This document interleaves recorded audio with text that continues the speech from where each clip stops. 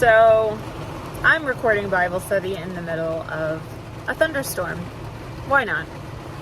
Our daily reading today was Isaiah chapter 61 through 63, and hopefully you've had time to meditate on His Word, to spend time in His presence, and to allow Him to challenge you and to encourage you in the same breath.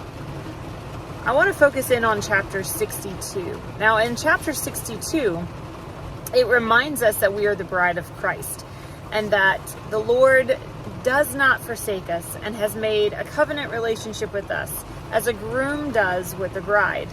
He is our groom and we are the bride. What a beautiful covenant relationship that we have been given access to.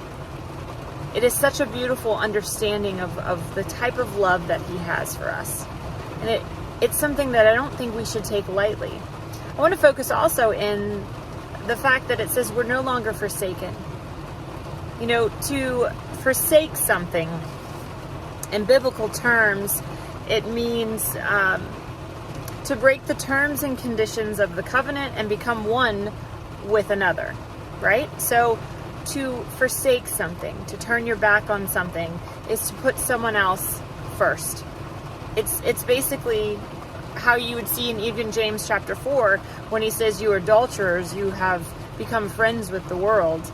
It's in reference to that understanding that you are basically cheating on God to partake in sin and be a part of something that is not Him, right? So we have to make sure that we are constantly just looking internally and finding out where's our heart at? What are we devoting ourselves to? Who are we devoting ourselves to? Are we being pure in our relationship with Christ? Are we allowing that relationship to thrive? Are we putting Him as first? Are we submitting ourselves to Him? You know, that's an important thing for us to constantly review. Are you submitting your life to God? Everything needs to be in Him, right? So if we submit to God, does that mean that it takes away the hardships of the world?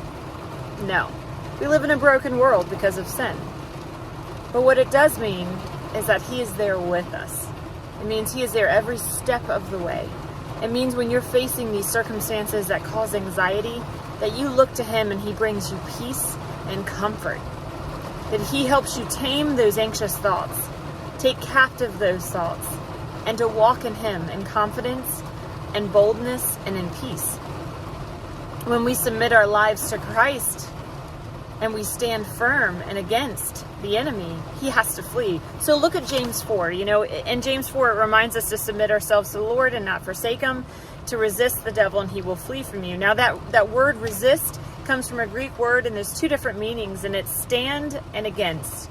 So James is telling us to stand against the devil, that Satan can be set running by the resistance of even the lowliest believer who comes in the authority of what Jesus did on the cross. So submit yourselves to Him. No longer forsake Him. He hasn't forsaken us. We have a covenant relationship with Him. We can stand in the authority of Christ, and the enemy will flee. That is beautiful. I hope you can be encouraged by that it can help you just pick your head up and say, you know what, I'm going to fight this. I'm going to fight these desires to give in to sin and to put God second. And I'm going to put Him first. I'm going to submit to Him and I'm going to live for Him. Because He is worthy, amen? He deserves all of the praise and the glory, and He deserves our hearts. We can't offer Him much, but we can offer Him our lives. So I hope that you do that today and continue